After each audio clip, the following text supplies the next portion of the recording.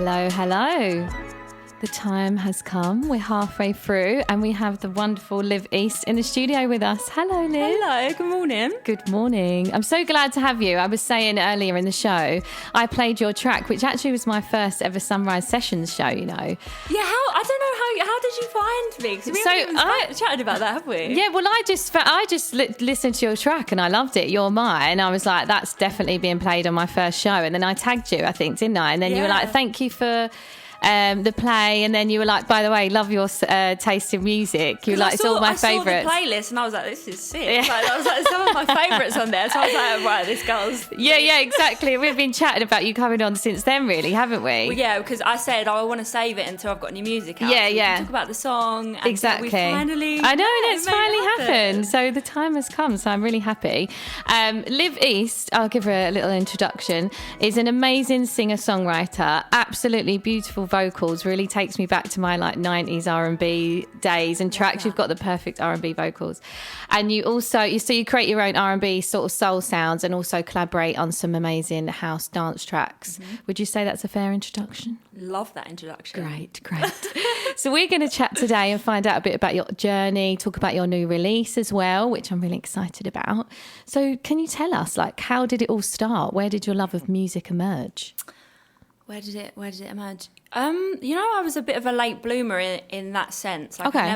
I never studied music. Yeah. It wasn't something that was, I think about this a lot, it wasn't something that was like imprinted on me sort of from outside. It was something that came from within, as cheesy as that sounds. No, I actually completely understand. Because I didn't grow up in like a musical household or anything, obviously. So I had the two camps. Like, my dad was Beatles obsessed, and like my mum and my aunt, Motown, like George Michael, Stevie Wonder, and not that they were aheads, but that was the kind of upbringing. Yeah, and then I was a bit of a pop baby. Nice. I'm not gonna lie. And then I loved Lily Allen. Yeah, I like Lily Allen. I feel like if you're from London, like Lily Allen, Amy Winehouse, like lyrically and just as females in their like aura. Yeah, and I think we don't notice it, but I remember someone saying about some of the music that I've done, like you'll say bloke or geezer or that, you know. All Right Still is iconic. Yeah. Like every track, like such a great album, and like culturally like really spoke of the time that we grew up in. 100%. I just loved it. Like, I loved that whole era. So yeah, I mean, she was pop, wasn't she? She was like, yeah, but it was still cool though. It was cool. And it's like funny, those words that we just use in our vocabulary, like other people that wouldn't use those words, so it instantly like puts us in that place, but we don't really think about it. Exactly. No, but I think that's really interesting, because sometimes you see musicians and like, they've had their dad was this, and not you know. at all. So you're finding your own path, really. Yeah, and it wasn't until I moved to Manchester for uni. Oh, okay. What did you study? Ancient history. Oh, wow. Yeah. Okay. I know. A wild card. Yeah. No, I mean, I never had any grounding in music in that sense. I went to quite an academic school, and it was like, oh, you're going to go to uni, you know, that mentality. Yeah, it was just you're going. What are you studying? Not what do you want to do? You know, not blaming anyone. I loved uni. I loved being in Manchester, but I moved to Manchester, found my independence, and it was just at the time when you had this like electronic, soulful rise in like vocalists. Like Sampha is one of my favourite artists. My favourite. Yeah, and like when I heard him on Never Never is like one of my favourite songs. Yeah. And when I heard that, you know what, that actually had such a big part to play in my, say, career, because I covered that. I put it on SoundCloud. It's on this is giving me shivers, by the way. It's true. Because like, it's similar a bit like to my journey in a way. To your journey. Yeah, I'm sure. Because when I saw your taste in music, I was like, I knew you probably have the same inspirations, pretty around. And that album, funny enough, again, my brother, who's also a DJ and produces, it was for both of us sub-tracks, and that electronic soul combination was like, that's the kind of music I want to make. And then Disclosure and like Sinead Harnett. Yeah. And then I was a big fan of Banks. Yeah. You know, like her first album and Nao. And you had all these artists, like vocalists with like real soul and grit. Yeah. But doing this something like, of a bit of an edge. Fusion, 100%. Fusion sound. And it was just, and I was in Manchester at the time. Like, I was in Warehouse Project every weekend, like Sankey's. Right. Isn't it? Because I did a lot of years on the rave scene as well.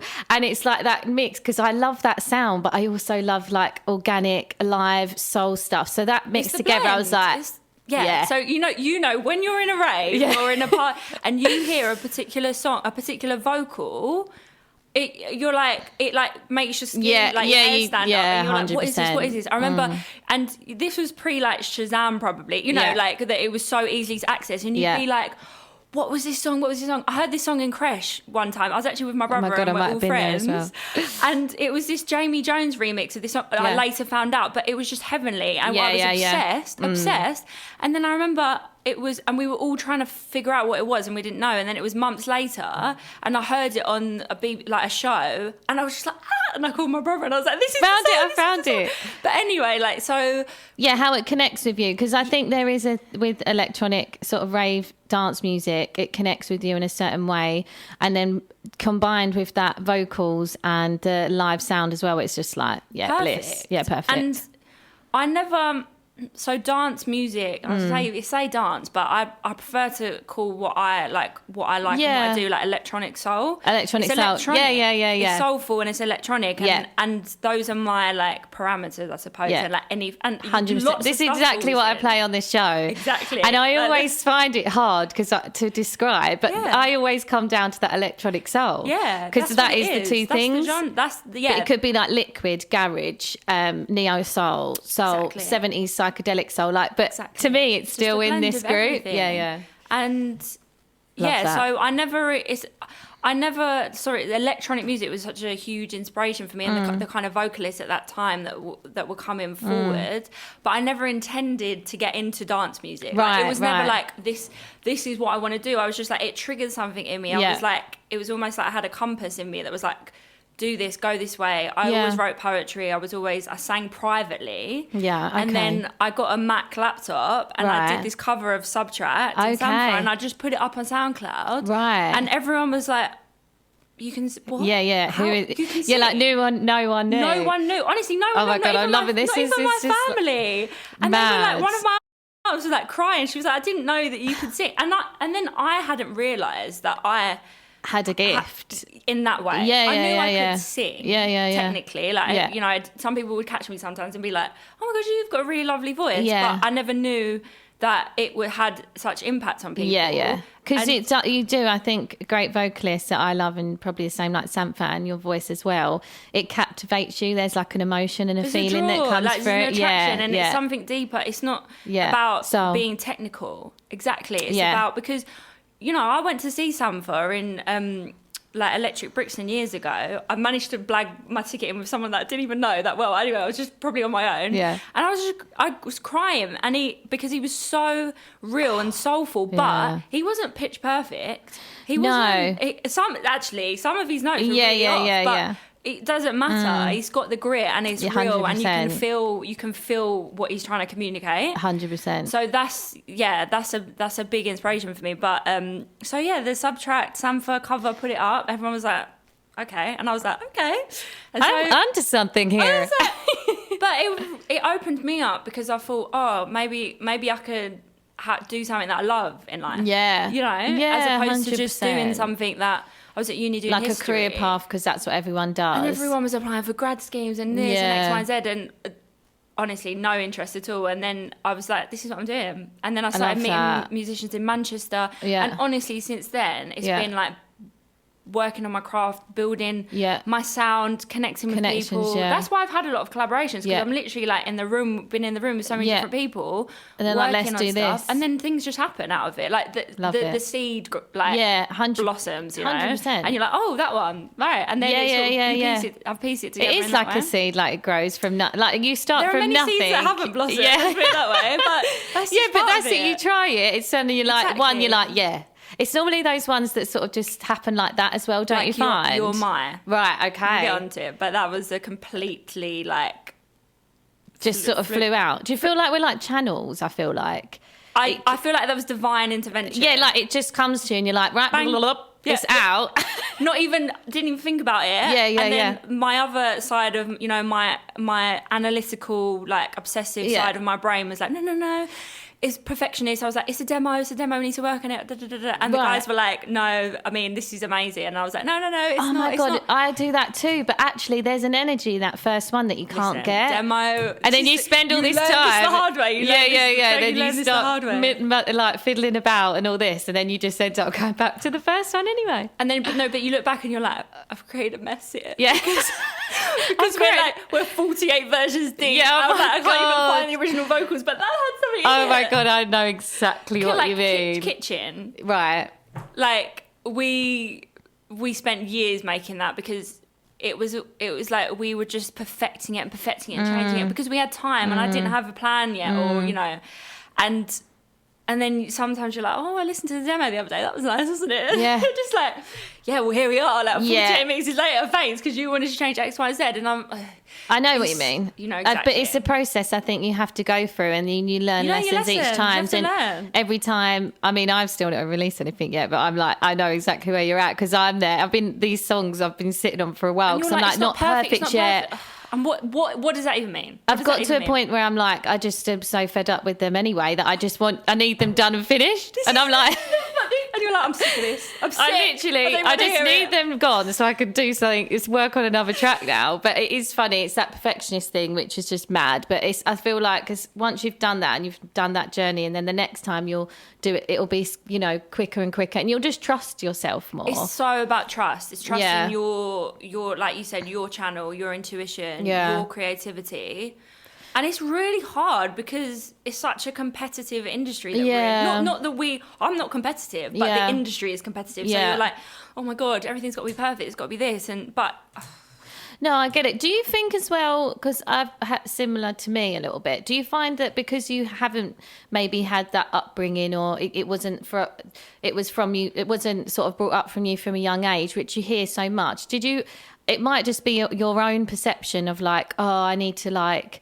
I've got more to work on, or 100%. like I don't because you don't have that support necessarily, and you're sort of starting off again like the seed on your own essentially. So you're carving your own way. So I think maybe them decisions do take longer because it's that self-doubt or trust in yourself that you actually, like you said, you haven't studied, but you don't need to study this kind of thing. But you do you'll doubt yourself a bit. 100%. Yeah. And like not having. And, this is the journey, and it's not like this isn't a pity thing, but it's like not having like a mentor in that way. Yeah, no, I completely see what you're saying. Or even like I didn't grow up at gigs or this, but it just gives you your own edge, I feel. Yeah. But I get on the other side that it's like, also I feel like I have to prove myself more. That like what I'm doing is, don't worry, like this is worth it. Like this huge risk that I'm taking in my life that you have no idea that you're supportive, but you don't quite get. You don't get it. Yeah, I have to make this work. Yes, it's like because I had the same way. Like my friends or the people I was around or brought up with, and they weren't into me. I didn't have people into music around me, so I had to completely. Like it was always like when I came back from uni, my history degree, and I'm like, I'm going to be a singer. Yeah, and that went well then. And then it's always like, have you got a plan B? What's your plan B? I've always had a job. Yeah, well, exactly. Because do you know, not that we all have to have a job. This industry is crazy, but it's like it was never like, yes, this is and this is no one's fault. But it was always like, well, what's your plan B? Have you got a job? What are you going to do? Like, how long are you going to do this? And it's all doubt before you. Yeah, it's all just negative. But it's like you've got your job that you're doing anyway. That you obviously no one likes, they hate it, and they're fed up. They just go out on the weekend just to get completely sloshed. Yeah. But then I can have a job too. I'll still earn money, but I'm doing what I love on the side, and I'm just happy. Like that's. I think it is a funny journey. It's hard, and it's a risk, isn't it? Like when you're from, when you're from a normal upbringing as well, like, a working class upbringing, and then you don't have like cushions and, it's true. People are like, are you crazy? But, it's when you have a passion and your drive, 100%. Like you're not going to do anything else. And even that aspect sometimes is hard to relate to people. People are like, you work so hard. And I'm like, I do, but it's... this is my. It's passion. Like you can't give up on it because sometimes you think, God, this is really challenging actually. Yeah, I mean, but can I imagine not doing it? No, I would not be happy. My soul would just be.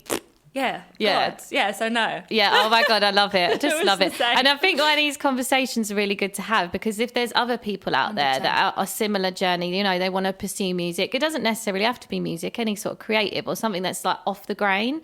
It's really nice to know that other people that are doing it and achieving it really well have gone through these same struggles and stuff as well, you know? Especially in this day and age with like social media. I was going to say the state of the economy and life and there's so much fear. Sorry, music's just a crazy industry. Where's the money? Like, you know, let's be real. Like, we all live in smoke and mirrors, really, aren't we? Because a lot of artists are, because it looks a certain way. You've got the streets, but how will you survive it? No, like, it it's needs so to be true. addressed. I completely agree, because I work in music business as well, and like with license, like people who want to use music and they have to pay a license to use music. Yeah. But people will always moan, or they're like, why do I have to pay that? And it's like, I think it's because they hear it on the radio for free. They just don't have the they don't have the monetary value to it. 100%. And it's like, it's actually really hard, and they've put a lot of work to create that piece of music. Of course you should be paying to use it.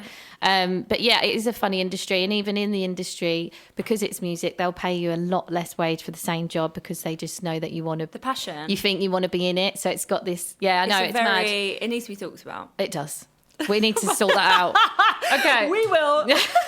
So I was going to ask about your new single, I Need You. Yes. How did that come around? What was that collaboration? Yeah, that was, again, it was like a divinely orchestrated thing. It wasn't sort of, I mean, it's Kaleidoscope, right? Yeah. I do get all my own sessions as well. I'm not really ever put in a session, because I just meet people. Yeah.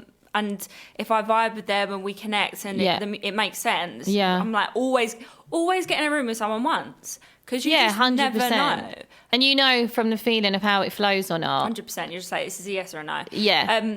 I have a good mutual friend with the guys, okay, cool. And I met them. We were all in a pub after a session that I'd have with my friend, and one of the guys, Johnny, was over from Australia, and he has a background in dance music, and we were just chatting, and I had Your My out, and I had my own studio at the time, and I was like, we should do a track together. We didn't end up going to my studio. You have your own studio?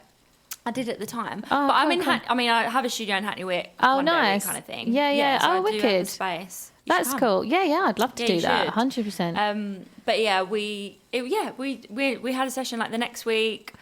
I showed up. I have loads of songs on my phone anyway, and I'd had a song that I'd written a couple of months before, and it hadn't sort of panned out with who I was working on it with, and I was like, should we look at this? We can use it. We sort of took it apart and rebuilt it. And that was I Need You. Yeah, it was originally called Intimate. Okay. And it was about like the walls that we have up with, you know, lovers, and even when we're like might feel that we're exposed, like we have all these different layers. God, that's so and true. That's what it was about. But then the guys are so funny, like they're hilarious, and we just I think within like half an hour it just changed it up. Oh right, okay, yeah. And we had a deep serious song, and then you're like, I was like, how about this? And then it was like, right, do that, and then it turned into some sassy like track about like attraction, and we just had such a laugh. And I think it was like 4 hours, 4 or 5 hours, start to finish, like from like source to like having it recorded and finished. So it's your vocals that come first, really, and then they built a track around it. But they're amazing songwriters, so we took apart what I originally had, like for the other track, and used certain lines and replaced things, and they were like with the melodies. And it's the first time I've written a song with people in that way as well. Right, I don't work with songwriters. I usually write, lyrics. So they're songwriters as well. Yeah. Oh, they're really good. They're so talented. Oh, cool. Excited to. And then they had a huge success. Like the year later, with they wrote, you know, that song Head and Heart with Emily. Yeah, I think it was like number one for like 7 weeks or something, and they wrote that with the guys, and things really took off for them. But you'd already wrote this beforehand. Yeah, we've written that the year before, and then it was just sort of obviously 2020, the pandemic era, and then working out timings, and it's been a while, but we've got here. Yeah, well done, congratulations. Thank you. We're actually very lucky to be having an acoustic version of this played later live on the studio. First premiere. Oh my god, exclusive! So really excited for that. Right, we're going to play one of your collaborations. We're going to play a couple of tracks, and then we're going to come back and chat a little bit more. Isn't it great to chat to Liv East? Isn't she great? I knew she'd bring lots of energy in today. So I'm really enjoying it. This is your great track, You're Maya, with Sticks and Stones and Liv East, which I played on the first show, and is absolute tune. Stay tuned and we'll be back for more soon. We're back after that great track. Hello. Get Down, Groove Chronicles. That was what a great ASMR. Track. Sorry. Yeah. Oh yes, you've been telling me about this ASMR. Is it like sensory background noise? People will literally like be in front of a mic and be like, and it will. Am I doing it right? I actually think I'd be really good at it. Yeah, I think you would. Not how I'm doing it now. Especially with them nows as well. Yeah. People people literally grab things like. Oh yeah, and stroke that. Oh yeah. How does that feel? Do you like it? I'm being judged by my guitarist in the corner royally right now. Liv came in and was like, "Oh, we were just saying you've got a great radio voice." So I was like, "Oh, really?" And then you said you'd be really good at ASMR, which is this. Listen, anyone out there that knows what I'm talking about. Yeah, I'm going to look into it. You should. We've also come up with a fantastic little plan off air as well, so we'll be telling you about this later. Very exciting. TBC. That was so we played Your Maya before that as well. Great track. Absolutely love it. So we're going to talk a little bit more about your songwriting. So and ask what is it that fuels your songwriting? What is it that that comes across? Is there certain themes or messages that you want to bring over on your songwriting, or is it just sort of what is happening at that time? The songs that I've written for me have always been like therapy. Yeah. So I always wrote poems. I never kept a diary or anything like that, but I would write poems when I felt like I needed to process something, like from a young age. Not like baby, but 10, or always had like little notebooks. That's nice. When I decided to do music, obviously it was a natural thing that I already had that tool of like expression. 100%. And like as I've gotten older and you're processing life and you mature and your philosophy grows and your songwriting expands, Definitely. And it's just all about sincerity and introspection and processing life. And also I studied history, so I'm very interested in how humans work and patterns. And I can see myself becoming a therapist when later in life, because it's something that I love talking to my friends about whatever they need to talk about, and I'll go in depth. You're giving me tingles again. Because you get it. Yeah, it's because, songs are poems. They're just songs put to a melody. Yeah. And it's true, isn't it, how powerful music can be in that you can have a situation that you're really struggling about, and for some reason, I know for myself and probably yourself, there's things that I would never say just in normal conversation, but I seem to be able to say it in a song. It's like my throat chakra. Yeah, it's like blocked in normal interactions, and yet in my music, it's like wide, more vulnerable. Open. You can be really vulnerable, and it seems to be not accepted, but for myself anyway. That's the whole point of art, and it's like the gift that you've been given is like. You can change people and yourself by being completely open and like opening up and sharing deep experiences. Like I don't write music for the sake of it. I don't go into a session. I'm like, what should we write about today? If that's what I'm thinking, I won't be writing because it's not going to be sincere. It's not going to be have that passion and soul. Have that depth. Yeah. 100%. So there's no point. I don't write music for that reason. I write it to. Express to alchemize something in me 100%. That I need to, and that always comes across in how I feel like a person will sing as well and deliver it. If it's real and there's grit and honesty there, you can't sing that in a. No, it's funny as well.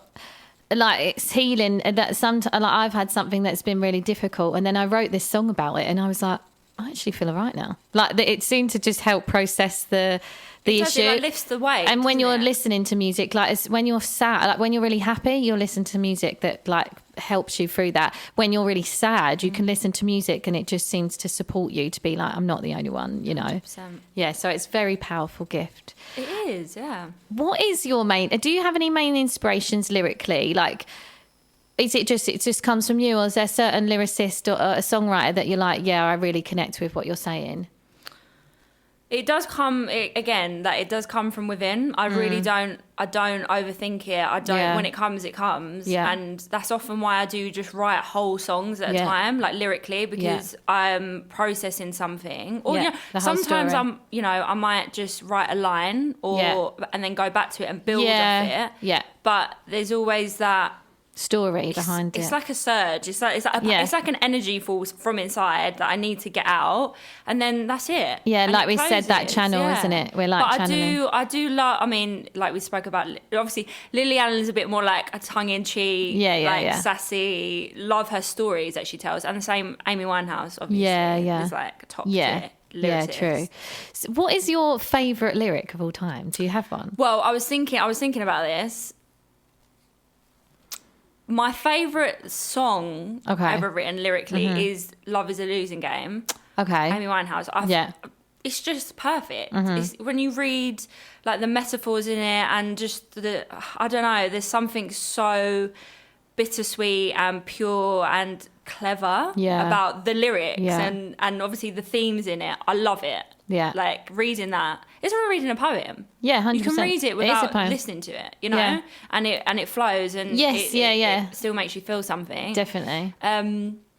So yeah, that's probably my favourite track lyrically. Okay. But then I do love, one of my favourite songs is Eternal Light by Free Nationals and Chronics. I do. Oh, is it recent release? Is it fairly new? Vibrations. Yeah. Oh my God, what a tune! And the philosophy in the lyrics, especially in the chorus, and it's like forever shining this light. Yes. That is just. Yeah, I played that the other week and I can't stop playing it. Chronic actually shared it, you know, and I know, and he's it's my favourite reggae track now. I tried to place other tracks with it, and I was like, are you talking about Never Give Up? Oh, maybe I am. But I know the Eternal Light one, though. You will know it. Yeah, no, I know that one as well. As soon as you hear it, it's like... Yeah. Like the bass line. Yeah, it's a tune. But he's great, to be fair. Beautiful lyrics. Nice. Do you know what mine is? Tell me. Do you want to know? Yeah, I do. The wise man knows he knows nothing at all. Erykah Badu. Oof. When I see that, I was like, yeah. Yeah. Every time I'm like, I know when it's coming, I'm like, yeah, she knows. Tune. And I do think that therapist thing, like the wellness, spiritual side, I feel like that just seems to... I feel like they sit, like music and creativity and also that holistic side of spiritual side sit together quite well. I mean, because I'm a therapist myself, and I seem to find that a lot of people doing music have an interest in that sort of side of things as well. Of course, it's a healing thing, isn't it? Art, it's a channel. Art in general, I don't think you'd get into this world unless... because it's difficult. Yeah. Like, I don't think you'd do it unless you had some kind of... passion and drive to heal in some way, I think. 100%. But we're going to play one track of Liv East, which is Kitchen, your own piece, which you wrote. What is this song about? This song is about when you have a crush on someone. Okay. And it's before anything's happened. Right. And I just feel like a kitchen is like a focal point of so many things. Like at a house party, you'll be in the corner talking to someone, or if you go to theirs and you're sitting having a cup of tea in the kitchen, or I don't know, there was just something about the kitchen. Well, yeah, you go from nothing. You get all these ingredients and you put together a great dish. You know, when you're looking at someone, you're just like, oh, I like this. Yeah. I don't know if this is worth the risk of like pursuit. Right. And it's a bit of a flirty track. Well, let's listen. We're going to take a listen to this and we're going to come back and chat a bit more. We're loving chatting so much. We're running out of time. So I just want to make sure we get round to everything. So this is Kitchen by Liv East. Stay tuned. We'll be back very soon. That was the lovely Salt. Why? And we're back with the wonderful Liv East. How are we doing? Having a great Saturday morning. Me too. It's a shame. I literally feel like we could chat for hours, and we're like, 1 hour is not even enough. So we're coming towards the end of the show, unfortunately, but we have some plans that we might be doing something again. Let's wait and see. Yeah, let's not reveal too much, but until I do my manifesting. Oh, yes, exactly. So that's actually what I was going to ask. What is coming up next then for you? Are you performing? Have you got any gigs coming up? So I'm at Ronnie Scott, upstairs at Ronnie Scott. Oh, great. On Tuesday with a night called Ruby Sings, which is really cool. Yeah. Some other acts on as well, like always amazing talent. Mm-hmm. So come down, it's pay on the door. Perfect. I've got a gig at the end of June in Camden. Okay, nice. And a place called Power Plant, which I'll share on my socials. And I'm doing a boat party with my friend in Brighton. Oh, I've seen that. July. That's gonna be sick. So, is that like a live PA kind of thing? Yeah, he's a really cool like upcoming DJ from Brighton. Nice. Creating waves. Tides. The night's called, his collective that he's created is called Tides. Okay. So we're doing a boat party. Oh, nice. Yeah, it's going to be really fun. I'll make sure that I put all the details of all of these gigs on the catch-up show as well when when I upload the catch-up show on my page on Phoenix. So you'll be able to book your tickets and come and see her. So we've spoke a bit about spirituality and that kind of thing. So I know I've seen from like your stories that you're really into that, and obviously we've chatted today. So I wanted to ask, which I do sometimes, I guess, is that I always saw this quote and I was like, it's perfect. I want you to place an order with the universe, do some manifesting and let us know, I mean, where you would like to see yourself, your dreams and goals. Should we say 3 years, or do you want to do smaller? I don't mind, because I feel like they're the same no matter the time they're the same. frame. Okay, let's just do the goals. Okay, the goals. So life-changing music. I would love to make an album. Okay. Yeah, like a great album, Mm-hmm. a real life-changing body of work for me. Yeah. And yeah, for the people listening. Yeah. And that I share it with, which would be the world. And we won't share it with like the select people. Like, you can listen to the album. That's hand delivered. I mean, and yeah, I would love to make an album. I would love to tour the album and travel. Great, yeah. Travel for music. Travel and create with people in different countries. Like, I haven't left the country in 2 years. Yeah. So I'm craving that. Yeah, and 100%. I would love to share my music with people. I always say that if I could go around the world and meet everyone and sit and talk to them and sing. No, not even just sing. Yeah, share my music, but talk. Right. Yeah. That's how I connect with people best. I feel when I meet them. 100%. But you'll be a happy gal. Yeah, I'll be a happy gal. Yeah. Unfortunately, I can't quite do that at the minute, but who knows? Yeah, well, exactly. And one last question is, before we do the live performance, what would be your dream collab? I have a hit list of 4 people. Okay, go on. A hit list, a dream list. I keep saying hit list. Hit list. Black Coffee. Yes, nice. You did that cover. Amazing. Yeah. Kate Trinada. Okay, yeah, good one. Good, like dream. A producer called Inflow who produces all of Salt's stuff, and Cleo Soul. Nice. He's amazing, incredible. Like Michael Kiwanuka's album and Little Sims. Anyway, him. Cool. And Bootsy Collins. Got you. Right, it's happening. Okay, so we're coming to the end of the show and we've got the amazing live performance of Liv East, acoustic version, exclusive, I must say, of I Need You. I can't wait. Let's go, guys.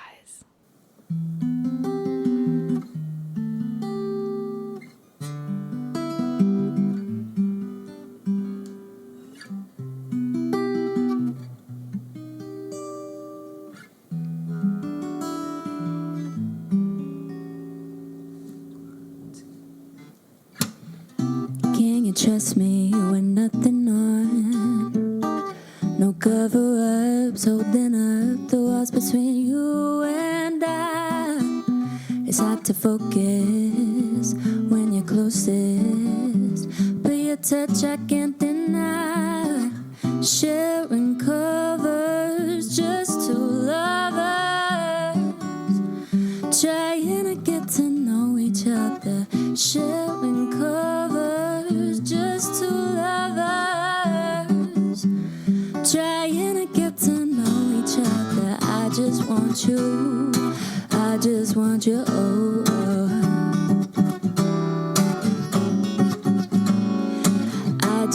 want you. I just need your body. I can't control the way I gravitate to you. I don't wanna waste time, or I just might lose my cool. So let's do what we both came here to do. Came here to do. So you better make a move. Sharing covers, just two lovers, trying to get to know each other. Sharing covers, just two lovers, trying to get to know each other. I just want you. I just want you. Oh, oh. I just want you. I just need your body, baby. I need your body, babe. I need your body, babe. I need your body, baby. I just want you. I just need your body, babe. I just want you. I just need your body. I need your body, babe. I need you. I just need your body, babe. Give up for my guitarist, Jem. Woo! That was so lovely. Well done, guys. Absolutely Premiere love of the that. I know, track. premiere. Woo! Did you enjoy it? That's fine, yeah. Yeah, well done. With the lovely Jeff as well, playing on guitar. The legend. Well, we're coming to the end of the interview now. Thank you so much, Liv East. I've absolutely loved chatting with you today. It's been great to have you on. I know we could chat forever. Yeah, we could. I am going to upload everything on the catch-up show and also how you can keep in touch with Liv East. Just quickly, how do people keep in touch? What's your Instagram tag? Is that the best place? Follow me on Insta. It's liv.east, liv.east. Perfect. Yeah. Thank you so much. Thank you so much for joining me. This has been Sunrise Sessions with the amazing Liv East on Phoenix FM. I'm going to leave you with one of her favourite tracks. Don Hathaway, I Love You More Than You'll Ever Know. Absolutely beautiful. Join us next week. Thank you so much. Bye, guys.